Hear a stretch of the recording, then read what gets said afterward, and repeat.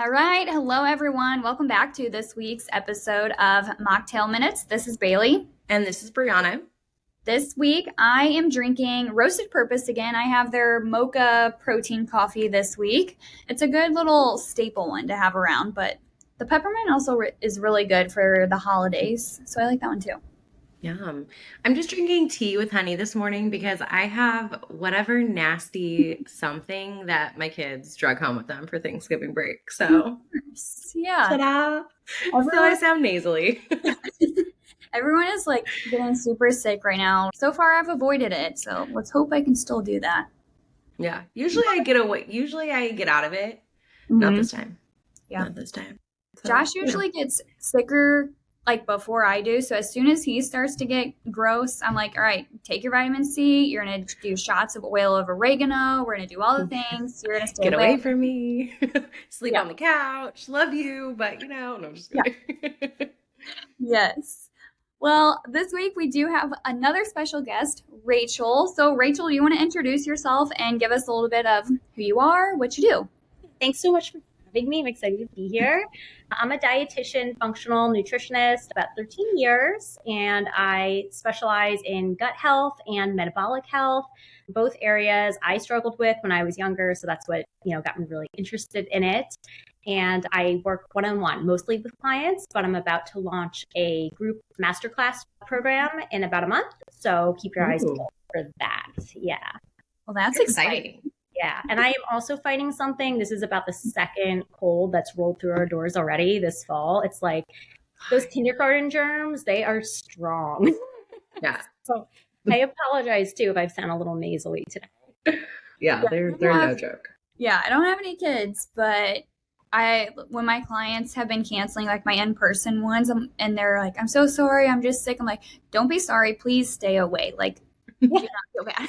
It's okay. We can reschedule. Yeah, that's a nice thing about the virtual. I kind of like that buffer. You don't get the germs. So I'm drinking a little bit of an immune booster mocktail today. So I have some tangerine juice, some lemon juice in here, and then I made it gut health friendly since we're doing a gut health topic. So I have L-glutamine in here as well for gut healing.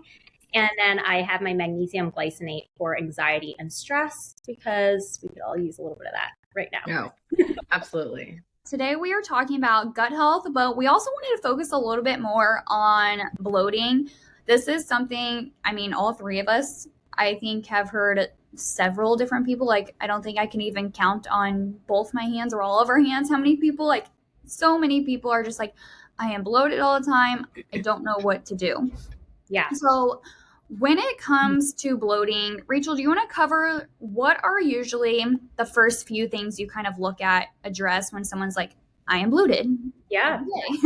Absolutely. Yes. Bloating, like you said, bloating is definitely the top thing that I see, even with clients that come to me who aren't coming to me for gut health, who are just coming to me for weight loss or, metabolism. They're almost always bloated, right? It's like so common. So a lot of times they want to jump right into functional testing or something really, involved. And I like to start with the absolute basis, which is nervous system. So, a lot of times we find people who are stressed, who are constantly rushing around from thing to thing, they are bloated. And the reason for that is their rest and digest is not happening. Their nervous system is amped up and all of their digestive functionings get shut down. So their body's not producing the digestive enzymes and acids and secretions that they need to break the food down and move it through their digestive tract. Also, at the same time, their sphincters all close down and their nerves actually slow down through their digestive tract. So food tends to sit higher, move much slower, and that causes bloating for a lot of people. So first thing I always look at is nervous system. And so if somebody is constantly bloated, I say we have to work on deep breathing, vagal breathing, slowing down at meals, really paying attention to your food and mindfully eating. Really, really important. Second to that, then we have to make sure that we are just focusing on going to the bathroom every single day because constipation is definitely a huge, huge trigger for bloating. You think about it, if food is just sitting in your gut and not being eliminated, it's fermenting, it's producing gas, right? And that's going to make you feel really bloated. So we got to move things out. And so there's a lot of basic things we can do for constipation.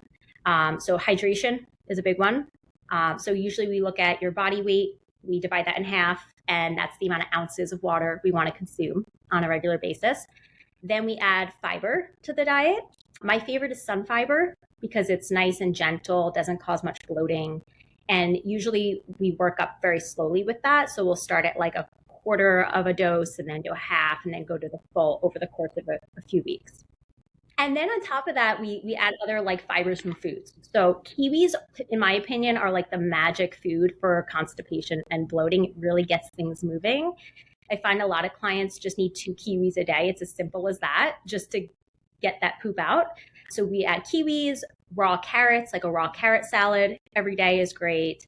Increasing bitter greens, cooked vegetables, really helpful as well. And then if that doesn't get things going, a little ginger tea and some magnesium citrate usually do the trick. So constipation, if we work on that, a lot of times we see the bloating goes away with it. I think that's a good point too, because I have so many clients and gut health is like not my realm. Like obviously I know the basics, right? But I have so many clients that come to me and I'll ask them, how regular are you? And it is so normal for people to not be going to the bathroom every day or barely going to the bathroom once a day. And that's just like, people are walking around like, that's my normal like bowel movement. Like, what? Like, yeah. And this is why you're bloated. A lot of doctors tell people, oh, I mean, if you only go twice a week or like every 2 to 3 days, like if that's your normal, that's fine. So people think that that's normal, right? Yeah. Yeah. So it's amazing, just getting things going, just getting things moving out really does help a lot with the bloat. With the constipation, kind of with that being said, because that is also something I hear a lot is, well, I've always only gone 2 to 3 times a week, so that is my normal. Mm-hmm. I mean, would you agree that probably shouldn't be your normal? We probably need to address what is going on and see if we can get you going at least once a day. Absolutely. I mean, I think we've all heard that phrase, just because it's common doesn't mean that it's normal, right? Mm-hmm.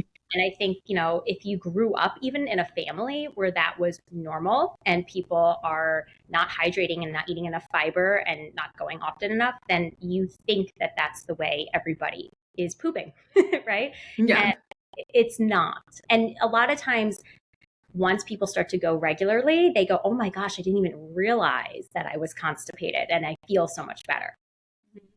Mm-hmm. Yeah. Yeah. Like specific ingredients or anything you look for in someone's diet when they're telling you they're bloated and constipated that is like a red flag? Because I know usually for me, I think about like artificial sweeteners, sugar alcohols. 100%. Yeah. So I always like to first look at what can we include more of, right? I think that's super important in all realms of nutrition. So that's why we first look at, okay, can we include more of these certain foods to stimulate, bowel movements and all of that? But there's definitely stuff that can trigger bloating. So artificial sweeteners are a big one, definitely look at that. Anything that's carbonated can definitely contribute to bloating. So club soda, seltzer, regular soda, beer, alcohol in general is an irritant for the gut. So that is also a big one. If somebody's really bloated all the time, I say, let's take alcohol out just temporarily until we get somewhere, And then on top of that, I see that a lot of like indigestible foods can be hard. So popcorn, whole nuts and seeds, they're really hard for the gut to break down. And they can definitely cause, excess gas and bloating for some people. And then one that a lot of people don't think about is salads. So like big leafy green, like romaine salad type of stuff. It's really hard for the gut to break that down. So if there's something going on right now in somebody's gut that is compromising its digestive capacity, then taking those leafy greens out for a while can be helpful. If somebody is very resistant to that, I'll usually recommend like butter lettuce or Bib lettuce because it's softer and easier to digest. Or even just switching over to like arugula or massaging kale really well to soften the fibers before you eat it. Those are all things you can try. I think like while we're on that topic, because I know like when we work with clients, we are kind of like hammering into them, like the importance of fiber. So is there like a certain amount that people should be increasing fiber if they're like someone that's going from not really anything a day, or like, because I know if you just go too much too fast, like you're going to have discomfort. And then everyone kind of goes, okay, I shouldn't be eating broccoli or I shouldn't be eating vegetables because it just doesn't agree with me. And it's like, Totally. you gotta like work your way up. I've noticed that with chickpea pasta too. People who have switched from like a white pasta to chickpea pasta, they're like, my stomach went crazy. I'm like, well, it's probably a lot more fiber than what you're used to. Absolutely. Yeah. I mean, I think for some people, it's the best thing ever when they just jump into fiber. I mean, we see that, I think, a lot in Metabolism Makeover. Like, people are like, oh, wow, I feel so much less bloated, and they've just bumped up their fiber. But there's definitely a good percentage of people who need to go like low and slow when they're increasing fiber. And so normally what I recommend is that they start with more cooked versus raw. You know, that's a great way to start increasing fiber. So like cooked green beans, cooked broccoli. Don't go like jumping into a raw vegetable tray. You know, that's going to cause a lot of bloat. Beans and chickpeas, I definitely recommend adding those in later down the line when you're increasing fiber. So sticking with more like brown rice and quinoa, they tend to be less bloat producing than the legumes, you know? And then, you know, with all of that, I also recommend for some people starting with lower FODMAP of fruits and vegetables just at the beginning. If they tolerate those okay and there's no dysbiosis on a stool test, then we'll go into the higher FODMAP fruits and vegetables. So, okay. Yeah. So speaking of that, with the FODMAP, do you want to kind of explain what that is for some people? Because there's a lot online about like, if you Google any type of gut health issues, it's like, do a low FODMAP diet. And so just stay on it forever. Yeah.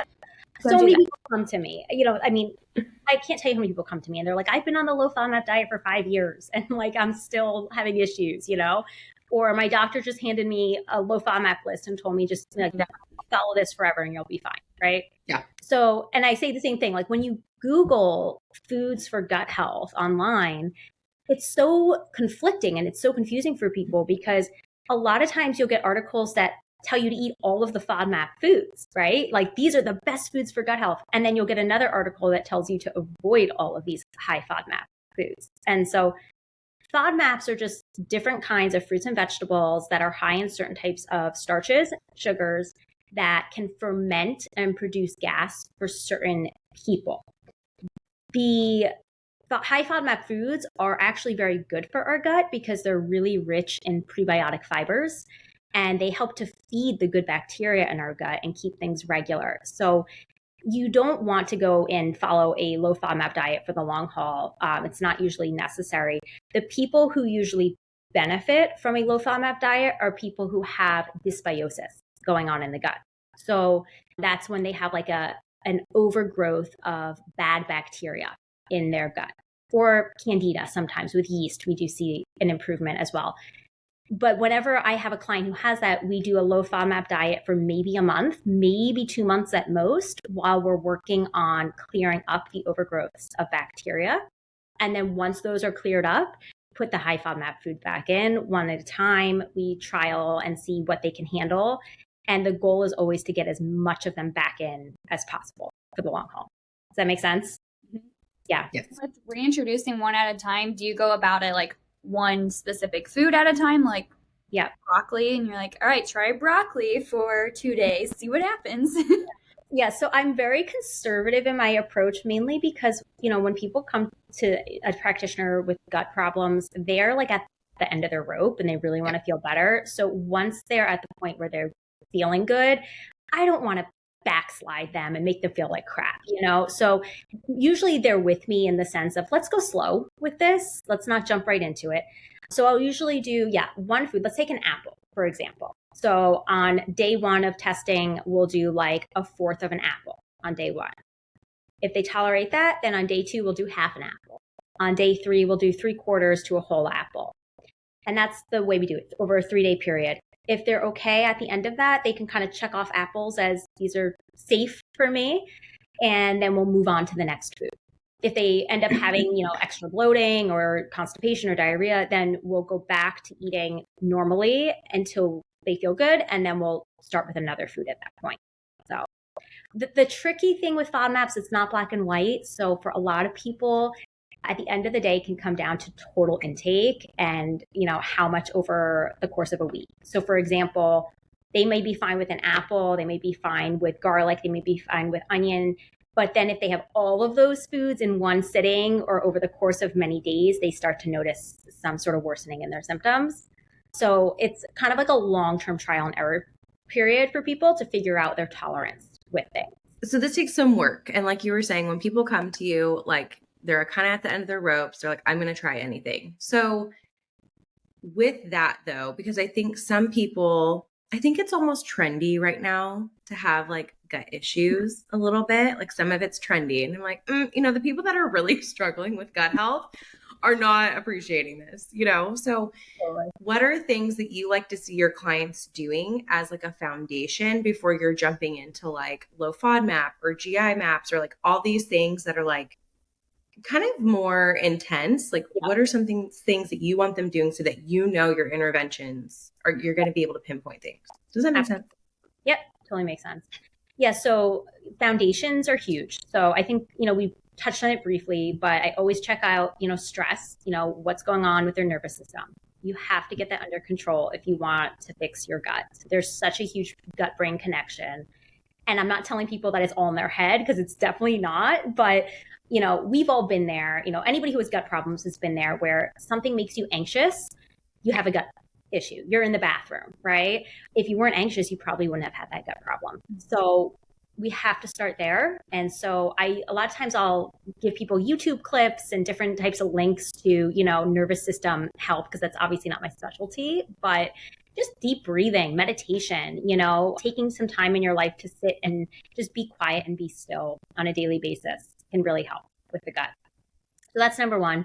Number two is the whole rest and digest and eating hygiene. So chewing your food really well, almost to like a baby food consistency, making sure that we're not eating any of those really rough, hard to digest foods that we talked about, getting things moving on a daily basis, hydrating, all the fibers that we talked about. Those are all the foundations.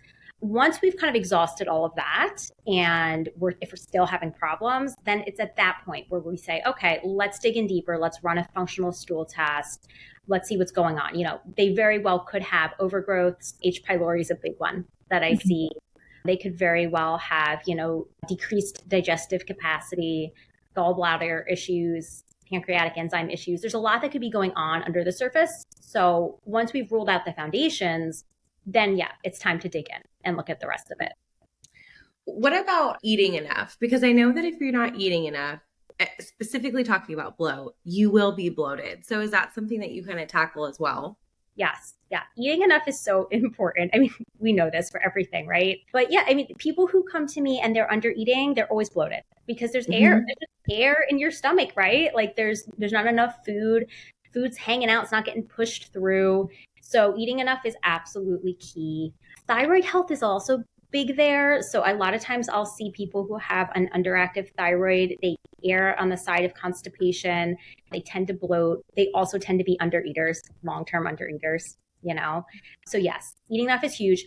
The thing is, we want to make sure that we are giving our body time to digest and we're not constantly putting food in. That is important for gut health. So it's kind of a fine line between you have to eat enough, but you also need to give your body a few hours break in between eating so that there's not a constant flow of food going in, right? So big enough meals with maybe 3 hours in between is an ideal pattern of eating for most people. And I feel like that can kind of be a hard part of essentially waiting to get the testing done because so many people, you're going on years of all this bloating and nothing is working. And then some people, I feel like they unintentionally start undereating because they're just so uncomfortable because they're like, I'm so bloated. I feel like I don't have room to eat anymore. I also think maybe even the carbohydrate intake, because if you're undereating carbs, maybe you're not undereating total, but if you're undereating carbs, that's going to affect your thyroid function, which could affect your gut health too. So I think that is a hard part and always something I like to address, that getting these foundations down first is going to be most important, because if we dive into a GI map or do our stool testing and we don't have these foundations, it's probably going to be a lot harder, I would say, because maybe we do find something, but now we're going to have to work on the foundations plus all these other things. But then it could also be like you do the foundations and all your problems are solved, and now you didn't have to go poop in a box or anything. I agree with that. And also it's expensive, right? Like all these tests, Yeah. a good amount of money. They're not covered by insurance. So if you can just learn, eat more and do the foundations and fix things, that's obviously ideal, Yeah. And I do see that you made such a great point, Bailey. Like I see that all the time where people just choose not to eat because they'd rather be hungry and have an empty stomach than deal with diarrhea or bloating, right?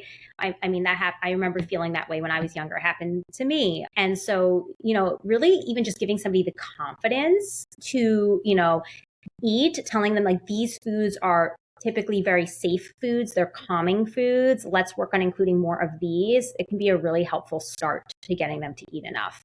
So yeah, the first phase of gut healing, in my opinion, should always be calming what's going on. And then once you've calmed things, if then you need to dig deeper to clear out any overgrowths, then you can do that. But you should always calm first. Yeah. What is kind of your time frame that you give to do the foundations, and then you're like, okay, now we should probably test? Like, do you think it's, because I know that consistency piece is hard, because I mean, with anything, if we try something for like 3 days, we're gonna be like, yep, nope, not working, gonna get rid of that. So I mean, I usually say at minimum 2 to 3 weeks. Yeah. No, I agree. I think it depends on how severe their symptoms are to begin with. What somebody's history is, how these symptoms started. Like there's so much to unravel there when you're kind of evaluating whether they should be tested or not. Like if somebody comes to me and they said like, my stomach was fine until I had this one meal, I got really sick from it. And then from that day forward, I've had like increasing amounts of issues. I'm pretty likely to then say, let's get a stool test, because there may be a parasite, there could have been some food poisoning going on that caused a dysbiosis, so those people might need it right away. But if it's somebody who says, I've just struggled with bloating and gas and constipation kind of on and off my whole life, then yeah, I like to give those people like a good month of foundational work before we jump right into testing, for sure. Yeah, these are great questions. Yeah. No, and I think they're good ones too, because I feel like people get really frustrated. They get really frustrated, and it kind of sucks to feel bloated or have like GI issues every day. So I think people hearing this will realize like, okay, yes, just because I don't see immediate results doesn't mean I'm not working towards the right direction. With gut healing, I mean, depending on the issues, it can take 6, 9, 12 months even for a full recovery if you really have a lot going on. But at the same end of the token, there are people who within 4 weeks of just doing the foundations feel immediately better. So you never really know where you're going to be on that spectrum. So I think just kind of trusting the process, trusting your practitioner, knowing and believing that you can heal, you are going to get better. I think that's really important in the process. Yeah, that's a good one. That's a good thing to remember, because I see people be like, this is just me. Yes. This is how I am. And so I'm going to eat this. Even though this bothers me, I'm just going to eat it because it doesn't matter. This is just me. Yeah, exactly. Yeah, I see that too. It's like the people who don't eat because they're too afraid, or you have the people who are like, screw it. It doesn't matter what I eat. I'm just going to eat anything because I'm going to have a problem anyway. Right? Yeah. You need to be in the middle there. Yeah. I always get that question because I have a dairy allergy, and people are like, I could not do that. Like, I have to have cheese. I'm like, if you felt the way that I felt when I eat a piece of cheese, like, I promise you wouldn't eat it. It's literally giving myself the flu is what it feels like. And then a migraine for 3 days. Like, yeah, I don't want to do that. No. When something really, really makes you feel like crap, it's not even appealing to you anymore, right? Like, you just look at it and see pain. So it's worth avoiding. Yeah. I think a big thing too is once you establish those foundations even, and you start to feel better, a lot of it I think is inflammation going down. And inflammation is kind of a confusing piece because we don't really feel it. But then once we implement these things and we have less inflammation, then we're like, oh my gosh, I feel so good now. And then we realize like, wow, I felt literally like crap for years just because my body was so inflamed. Yeah. So it's always kind of an interesting piece there. Yeah. And like you said, a lot of times with inflammation, if stemming from gut health or whatever, it's not always just felt in the gut. It can be felt systemically. So we end up seeing like brain fog, headaches, like skin issues, fatigue, sleep problems. Like there's so many other health, issues that come out of having a dysregulated gut that has inflammation and irritation and stuff like that. Yeah. As far as part of the foundational pieces you kind of work on with your clients, do you ever do, we talked a little bit about low FODMAP diet, but do you ever do like an elimination diet? How do you approach that? Yeah. So the only time I'll do an elimination diet is if there's certain foods that we really identify, these are probably triggers for this person. So dairy being one of them, or maybe if somebody has really bad reflux and they see that every time they have like red sauce, right? They have a huge problem, or chocolate. Then we might take those things out while we're working to heal, for sure. But I will not do a hardcore elimination diet with clients. It is just, in my opinion, not at all feasible for most people in real life. So if we really are suspecting multiple food sensitivities, that's where I'll actually do the MRT food sensitivity test that I'm certified in. It is the most reliable of food sensitivity tests that are out there. And in my opinion, just getting a blood draw and getting the answers that way is way less, difficult than putting somebody through an entire elimination diet. So that's my go-to in those instances. As far as the food sensitivity test, because that was kind of something I've always been told to be weary of, where everyone's like, well, if you get a food sensitivity test, it's going to tell you you're sensitive to every single thing you eat on a daily basis. Yeah. So can you touch on that a little bit, just out of my personal curiosity? Yeah. So I agree with you. So 99% of the tests out there, they're what we call IgG tests, right? So those 100% give false positives, and they really irk me because people will come to me with these test results, and I have to explain to them, your body is going to actually produce IgGs in response to foods that it just recognizes. It's like a memory tracking system. So a lot of the foods that are coming back as sensitive it's just your body saying, hey, I know this food. That's it. So it's always eggs. Always eggs. It's always dairy and gluten for everyone too. Yes. Right. Because those are like the top foods we all eat, right? They're in everything. So and chicken is a big one I see on there too. Chicken is huge. Chicken is huge. And chicken for most people is fine. Like very few people really do have a problem digesting chicken, So so the IgGs are completely not recommended. IgE is a food allergy, as you know, a food allergy test, and that is totally different and accurate. So the one that I run is called a mediator release test, and it's a blood test. It's not a finger prick, it's a blood draw. And it actually looks at your white blood cells' inflammatory response to foods and chemicals. So mediators, for those that don't know, mediators are chemicals that our body produces in an inflammatory response. So cytokines are one of them, histamines, everyone's heard of histamines, that's a mediator. So that's what this test looks at. And then it also evaluates how large of a reaction you're experiencing. So it will give you low reactivity, moderate reactivity, and high reactivity foods, depending on how many of those mediators are being released. So it's very, very reliable. It's been proven the most reliable of all of the food sensitivity tests that are on the market. And when I use this test with clients, I do tend to see a faster improvement in gut symptoms for the people who come back with highly reactive foods when we remove those.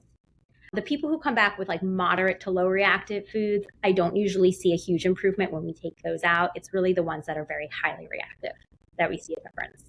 And I'm assuming you would do like eliminate one food at a time, right? Because I mean, if we were to go and eliminate like eggs, dairy, and gluten all at the same time, and if let's say they do start to feel better, I feel like that can be a little bit complicated, because then you're like, okay, well, which one was it? And most of us want to eat as much as we can, not like limit everything. Yeah.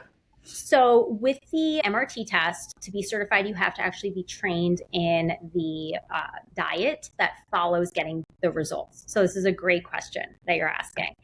So the correct way to go about this, it's very simple. The highly reactive foods, so they're the ones that come back in red. It's very easy to read when you get this back. Those, we take them all out for 6 months. Okay. The yellow ones, they're removed for 3. Those are the moderately reactive.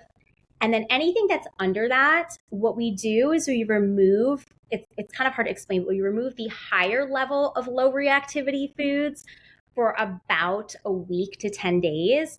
So they're eating a very restrictive diet for only about 7 to 10 days. In that, the whole point of that is it's called an immunocalm diet. It's to calm down any sort of inflammatory immune response that your body is having to foods.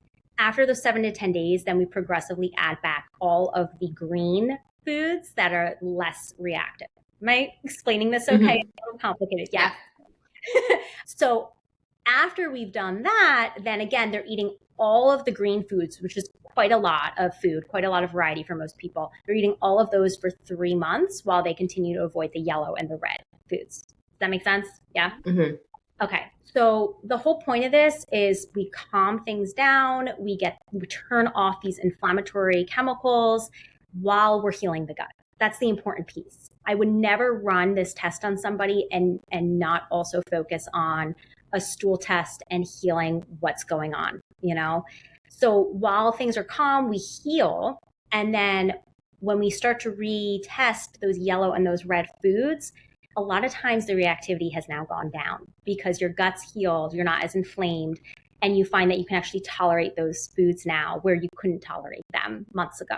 So it's a long process, but it's really effective for a lot of people. And usually towards the end, I find that most of my clients only have to avoid maybe 2 of the foods in total for the rest of time. So it's pretty helpful. They're not restrictive for the long haul.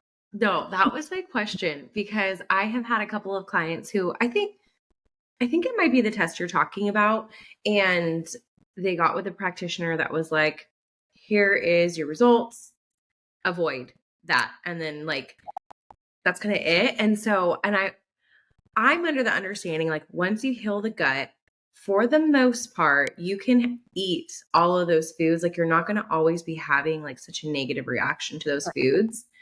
Maybe like 1 or 2 things you just know, like that doesn't work for my gut. But I think people think like, I got this food sensitivity test, it showed all these things, and now for the rest of my life, I have to avoid all those things. Yeah, and it could do more damage than good. It's similar to following like a low FODMAP diet forever, you know?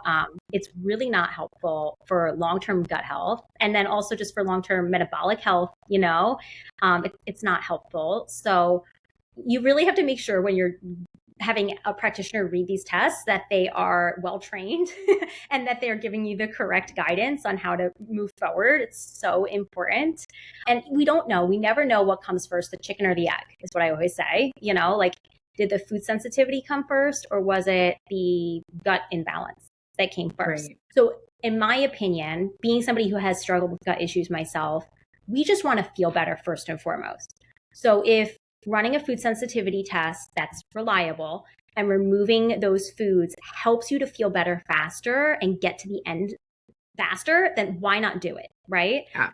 But it should always be done with the mindset of this is a temporary phase, and eventually we're going to really start adding these foods back in. Yeah. And I always remember for the food sensitivity, the IgG, it's like double G's because we're just guessing. That also reminds me of like, it's not super reliable, because that's what most people are doing. Like if you go and ask your doctor like for a food sensitivity test, or you get one randomly online or something, that's usually what it is. 100%. Yeah. I mean, there's not that many people who are actually trained in the MRT test. It's a very long training. It was an extensive exam that I had to take for this. So I think a lot of people actually just kind of dietitians prior, like, not really into it, you know. But I love it. I don't run it on a lot of clients. I will say that. So the stool test, I run that on a lot of people. The food sensitivity test, I would say maybe 20% of the people I see. Because again, it's expensive. It's a blood draw. It's not like a finger prick. And I don't want people cutting foods out if they really don't have to. So it's not my first go-to. I usually pull that out if the stool test comes back showing a lot of inflammation, a heightened immune response, you know, and there's not dysbiosis going on or a parasite. That's when I'll start to say, okay, you know what, let's dive in and look closer at food sensitivities at this point. Yeah. So kind of going back to the constipation, with constipation, if they're doing all the foundational pieces and then nothing is working, like they're still not going, and it's been like 4 days between bowel movements, and then let's say you're like, okay, well, let's get a stool test for when you finally do have to go. What are kind of things that you look for if someone's constipated? Mm-hmm. Oh gosh, it can be anything and everything. Yeah. So parasites can definitely cause constipation, and I wouldn't say a lot of people have parasites, but I have had my fair share of clients who have parasites, and so that is definitely one we want to look at. H. pylori can cause constipation for people. H. pylori is the most common bacterial infection that we see. It embeds itself in your gastric lining, and then it weakens the stomach acid and the lining. And so what that does is it makes the digestion of food a lot more difficult because you don't have that stomach acid there to break that food down. And so then you have these whole pieces of food going through your digestive tract, causing constipation and bloating. Mm-hmm. So H. pylori is a big one I see. It's a pain in the butt to kick, but you can definitely do it. And if you have it, you should do it. And then with that, we also see dysbiosis. So depending on the pattern of dysbiosis or bacterial overgrowths, some can lead to diarrhea, some can lead to constipation. So it just depends on what's overgrown for what people. And then on the same note, it can also just be low good gut flora. So you may not have an overgrowth of bad bacteria, but we may see that all of your good guys are really low. And so we have to work on building up the good flora, feeding them the prebiotic fibers. This is where probiotic might come in handy. So that sometimes it's just that. It's not even a bad overgrowth that's going on.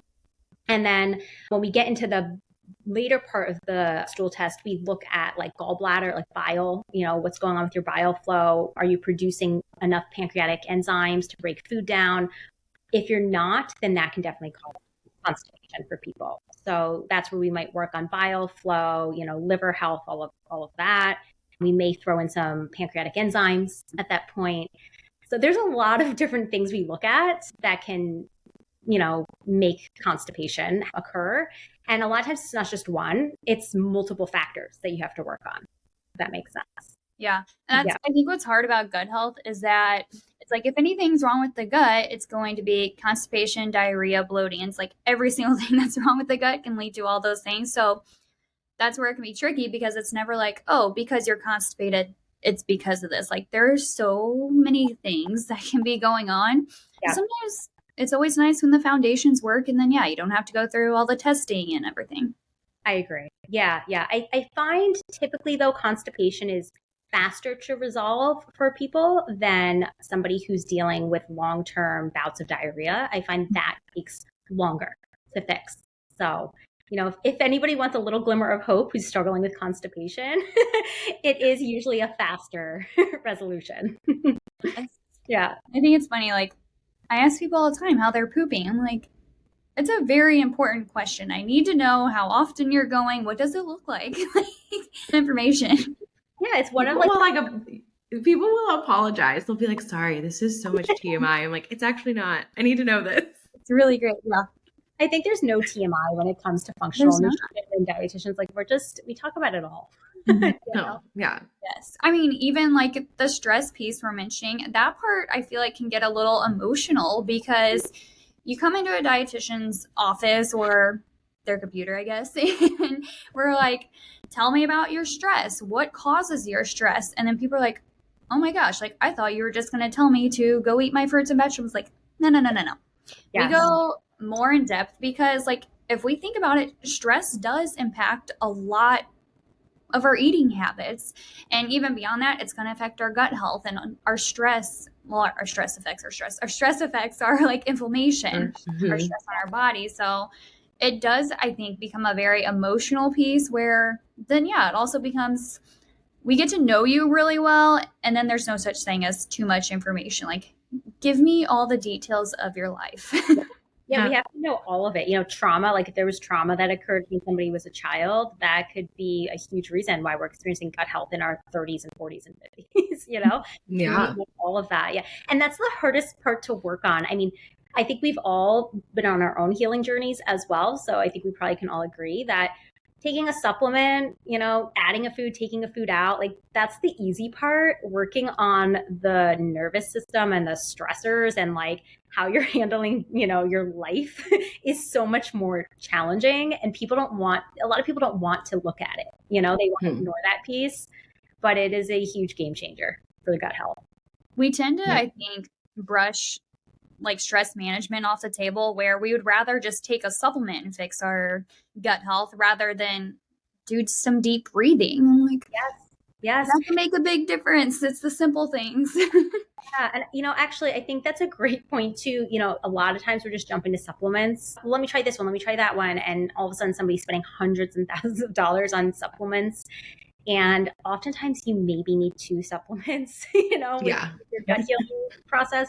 It's so much more nervous system work, eating behaviors and the other stuff we've talked about than it is adding a supplement. Yeah, I think this episode, you have offered a lot of great information. I've even learned a few things myself. Yeah. So it's been really good to have you on here. To close it out, do you want to give like your top 3 gut health tips? Yeah. So I think we talked about some of them. So it sounds silly, but honestly, anybody out there who's struggling with constipation, just start eating 2 kiwis a day. My old business name for 10 years was actually Kiwi Nutrition because I really found that kiwis were just like this miracle fruit. Not only do they help with constipation, but they're a huge source of potassium, which most of us need. And they've been shown to also help with sleep. And sleep is such a foundational, principle to health.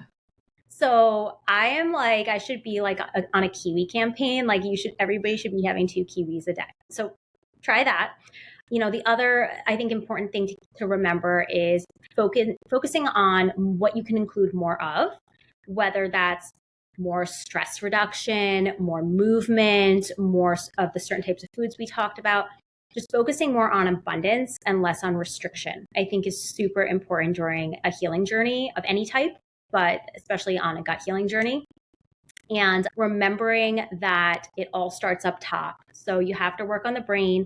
You also have to work on your oral hygiene. We didn't really talk about that, but it is something I discuss with a lot of my gut health clients, because what's going on in our mouth definitely directly impacts what's going on in our gut. So I see a ton of people who maybe have fillings that are no longer good, or they've had root canals and they have hidden infections, or maybe they don't see a dentist regularly. So you really have to work on that oral health if you are wanting to also fix the gut. So yeah, those are my 3 little tips. With the oral health, that kind of reminded me too, dry brushing, which was something I didn't even realize what it was until I Googled it. I figured out about, 2 years ago. But the brush, I always thought was just like a little back scratcher that you use in the shower. Oh, wait, no, that's not it. Doing that. Do you want to touch on that real quick about like what is dry brushing and the benefits of it? Yeah, so dry brushing, it's going to help your body with lymphatic flow and drainage. Our lymph sits right under our skin. You don't need a lot of pressure to move it, but nothing's really like pumping it the way that your blood is pumped by your heart. And so dry brushing is the way that we can stimulate that lymph to actually flow and bring it to our different areas in our body where we have lymph nodes that can help to kind of cleanse and detox the lymph from our body. So I love dry brushing. Everybody has their own technique. If you Google it or YouTube it, you're going to see a million different ways to dry brush. So I always tell people, just kind of play around with it and see what feels good to you. I always do it right before my showers, because it obviously like roughs up your skin. And so then it's nice to take a shower afterwards and then put lotion on. But yeah, I think dry brushing is a great tool. On that note, that kind of sparked in my head, because I was talking about oral hygiene, tongue scraping is another tool that people might want to get into. We brush our teeth, we might brush our tongue. A lot of bacteria and yeast sits in the tongue. And so getting a nice stainless steel tongue scraper and doing that every day is a great way to help with that oral hygiene. And then also coconut oil pulling is something else that I'm a big fan of. Do either of you do coconut oil pulling? I've done it. Yeah. I've thought about it, and then I read that you had to do it for 20 minutes, and I was like, never mind. those things that I personally feel a little bit every day is going to do more than worrying about hitting it for 20 minutes, you know? So yeah, I definitely have not done it for 20 minutes. no, I think my muscles would hurt, like in my mouth from stitching, right? I feel like I would throw up. Yeah. It starts to get a little gross, right? Yeah. Mm-hmm. Yeah. Yes. But I mean, I think it's a great tool, especially if anybody has like a yeast candida type thing going on. Coconut oil swishing in your mouth, you know, even if it's just for like 5 minutes, I think it can be very helpful. So something else people, if you're listening, you can look into. Yeah. Yeah, maybe I'll try it for 5 minutes. 20 minutes was too intimidating, and I was like, nope, not doing it. I agree. I cannot do it for 20 minutes. It's gross. But also aside, you know, note to that, anybody who's listening, don't spit it in your sink or in your toilet because it can clog the pipes. So you definitely want to make sure you're spitting it into like a tissue or toilet paper and then throwing it in the trash. So That's makes sense. because I would have definitely just spit it in the sink. Yes. Yeah, which I mean, at first seems fine, but then over time you're going to be like, why is my sink not draining? And there's just all this coconut oil. Yeah. But I think that these are all really great tools. You know, rebounding is another one some people really like for lymph flow. So if you're not into dry brushing, getting a little trampoline, a rebounder, and jumping around on that can be really helpful too. And then lastly, I'll say, you know, I think everybody should look up the ILU massage. It's a stomach massage for constipation. So talk about all these different modalities, you know. You can, again, YouTube it, you know, it's actually, there's a video of that in my masterclass that's coming out as well. But it really can help if you just feel like things are not moving, you're bloated and uncomfortable. You can do this really nice little stomach massage and it helps to move the poop through your colon and down and out. So it's a helpful tool. I love that one. Cool. Thank you much again for coming on. Do you want to share where people can find you? Yep. So I'm not on that many platforms, which is terrible. We were just talking about this. I need to get on more, but you can find me on Instagram. My handle is Bodhi, BODHI. So Bodhi.nutrition. And then you can also find my website through there. You can find links to the masterclass waitlist on there. And you can also find a bunch of freebies. There's a 3-day gut calming meal plan you can grab. And you can also apply to work with me, of course, as a client one-on-one. Awesome. And we'll include that too in the show notes, all those things. Thanks so much for having me, guys. This was fun. Yes. Talking forever. I know. Yeah. We could go on tangents forever. I think you said this was going to be a half hour and we've been talking for almost an hour. I know. We try. We really do. People by now, I think, know. They know. Yeah. Like it's going to be 20-minute episodes 20 plus minutes later. You ask great questions, you know? Things always cover and then things pop up. So you never know. I know. Exactly. And in the world of gut health, I mean, you can go off on all these rabbit Oh my holes. gosh. Yes. All right. Well, have a great Thanksgiving, guys. Yes, Thank absolutely. you. Yes, you too. Thanks. And we'll talk to everyone next week. Have a great rest of your week. And thank you for listening. Bye. Bye. Bye.